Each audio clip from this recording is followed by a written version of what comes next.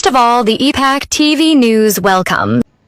Manipur thoklibe civil war asi chakhulaktana amadi furuk masel gi marakta nongma nongma gi thajana dabagi chang hengal ibasi aikhoi taraina lofam thokte hiram masi da lengak na su yam yingsiba mathau tai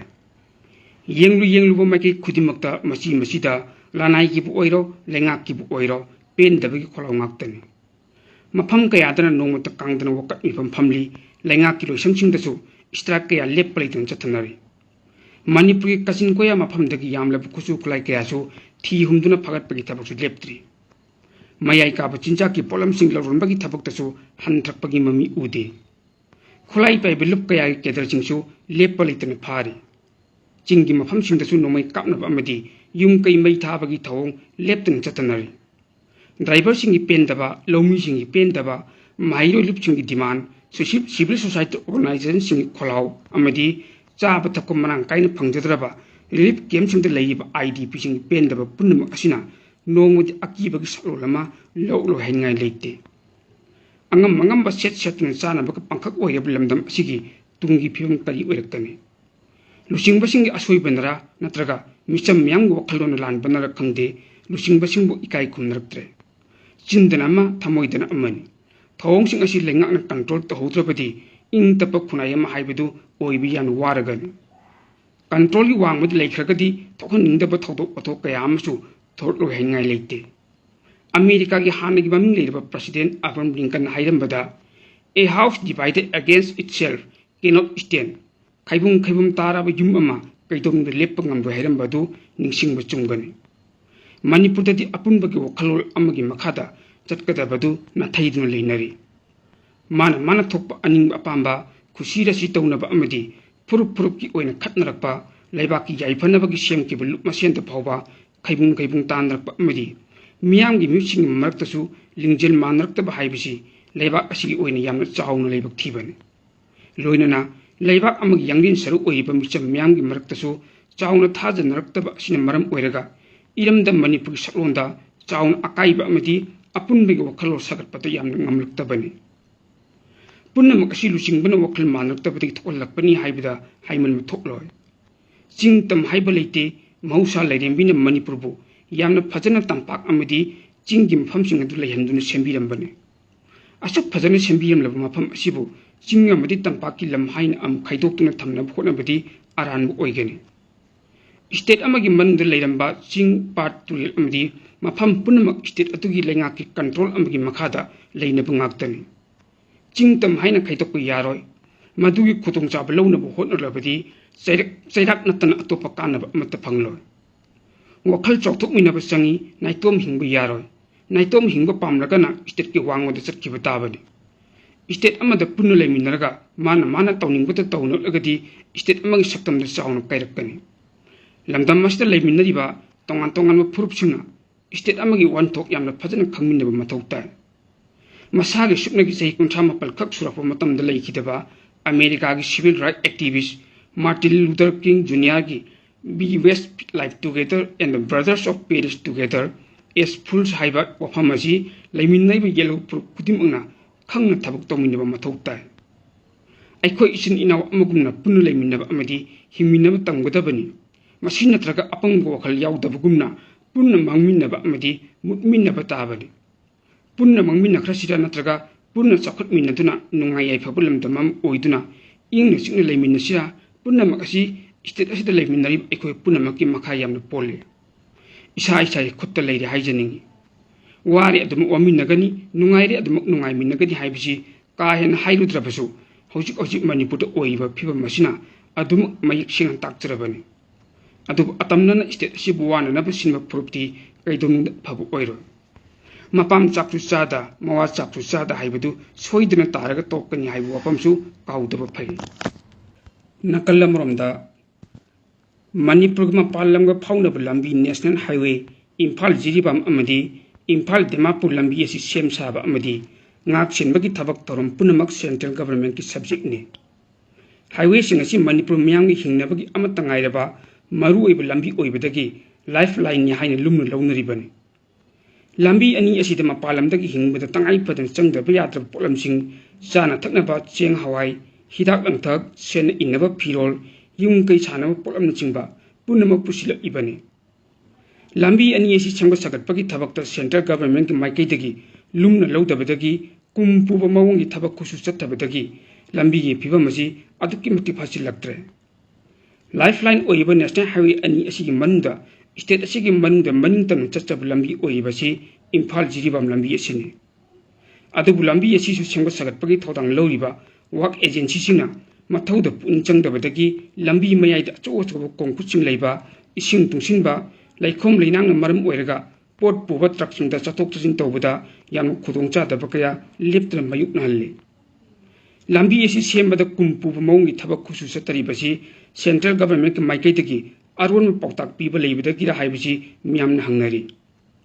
central government imphal jibam lambi gi national highway sembada politics chatrabra haibi wang am leibasi yam chumgadoi ba haibasi miyam gi thajaningai ni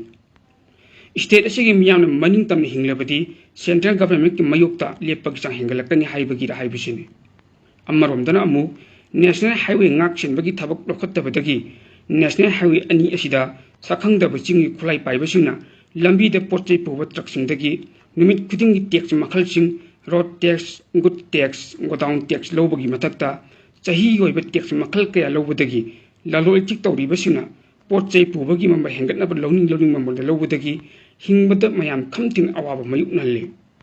thawong asimaksu central government na thawoina tawga yawn tawrabra haibasi chingnaningai oiri state asida lalol itik ki chukli nan location na pairi nan local mayang sina lalol itik ki chukli pashin kibadagi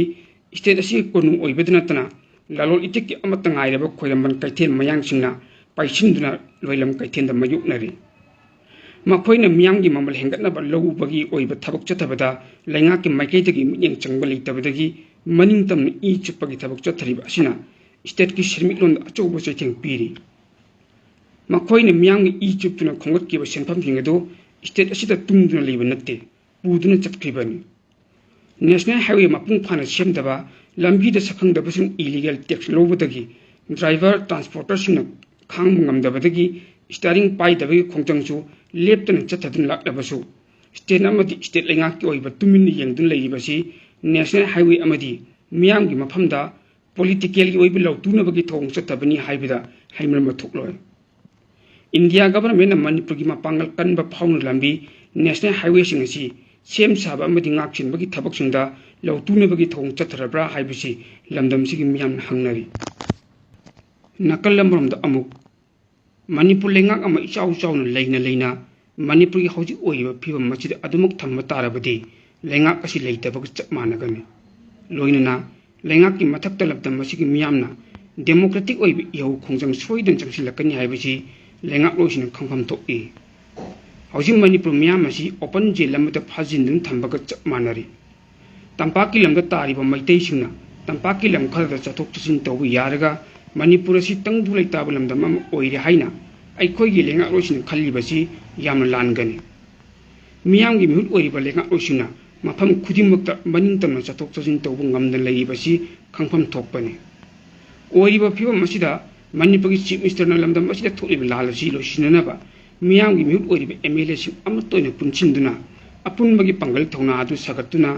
bharat enga kilsing basinda lalasi loisinana berlopum tokpa toktang sing adu lawba haiba taksin bangam ham thoki madu dinatadana maming tagi oiba lenga ama oiduna manipur ka leiraga manipur miyambu mai iklaba khanga ma ngodung thambagum toibasi yamna chumde manipur da lenga am chau chau leina manipur miyam na lamja saragi mawong di hingba haibasi lenga asi khwaiti achubu maral amani lenga sasan tawbada miyam yaudaba haibasi yamna chumde tasiyang hairabada leibak ama leibadagi manipur lenga asi leiribani maduna maram oiraga lenga asina manipur asi rule of law mapung phana chatpa adumba lamdamam ohengadabani chingdana tonganba law ama tampaki charuktana tonganba law ama chatpagum tawduna kangkhong chaiduna teru singna khulingba tawningbata tawba leibak am oiduna leibasi lenga asi khwaidik achobu malamani loinana bharat lenga na manipur ti yenglibam yengasi karamam yengno karamba proxy war sanari haibudusu manipur lenga na khambam thokpani asumna lengak loisina khambam thokpasing si khangjinadana maming tagi oina lengak sasan tawdun leibadagi Manipur apun saktam masi thuwaina bagi lalasi nong kanchilak pa haibadu oigani haibisi kangfam thokpani. Manipur Chief Minister na lawgudaba thodang sing asi karisu natte. Manipur thokliba lalasi losinanaba Bharat lengakta ichang thawna haiba ngamba aduni. Adubu lawfam thokpa thodang sing asi lawduna mamingdagi oiba Manipur lengak ama thamlaga lengak asida Mantri Mandal oiduna layiba singna nungaiban awaba khangdi haibagum laibak miyamna mainung dilangsinbagum thamlaga nungaiba pusi mail amad laibagum tawiba sidi yam langani. Maduna maribak majati Manipur kannabagi damakta aikhoigi lengak rosina lawfam thokpa thodang sing adu amattu oina punchinduna lawnaba hotnagadabani. Manipur da thokliba sai helabu lalasi ngasi phawbada Bharat lengakna losinnabu hotnadriba si karigino. Manipur apunmag saktam thuwaina mu hotnariba apong yeknaba sing asi Bharat lengakna khangna karigidamakta huji phawba kangkatrung thamlibano haibasi ichang thawna aikhoigi lengak rosina haifam thokpani. Adu ireibak Manipur kannanaba lawfam thokpa thodang sing adu lawbu ngamdabadagi nongmagi phibam masi suksilakibani. Hauji lawu singugi matam oirakpa asina lawmi singi masagi labukta kumduna sunomba ngamdabagi phibam haibadu oiribani. Maduna masagi maramdamda maningtam chatpa amadi suba nomba ngamdaba yelhomi oirib aikoi masel phawbuda amattoina punchinba ngamdana lairibasi lengak sasan achauba soibani. Lengak sasan tawba matamda miyam yaudaba amadi maribak nungsidaba masagi oijabana mang thaduna mamingdagi oina laibak lengak sasan tawbadagi thorakpani haibasi aikhoigi lengak rosin khanggadabani. Maram maduna Manipur Chief Minister na mangjil thaduna lengak loi oiriba MLA sing amattoina punchinduna apunbagi thawna pangaladu sagatuna Manipur thokliba lalasi losinanaba Bharat Sarkar da ichang thawna taksinduna ing tapa Manipuram oinanaba lawfam thokpa thodang sing adu tinthadana lawbu chungani. Madu natragadi Manipur si sahi kharagi matungda kari oirakani haibagi tamba ngamdaba phibam ama oirakani. Miyamda khanganjaba ama Impact TV News Channel asida tongan hiram singi matangda advertise tawbiningba miyoi singi oina yamna chawna offer pizari maram aduna advertise tawbiningba miyoi singna offer asigi khudongchaba lawbiyu hiram asigi matangda apamba miyoi singna mobile number 9366127201 da call tawbiraklaga khudongchaba asi lawbiyu haina Impact TV News ki maikaidagi miyamda appeal tawjari.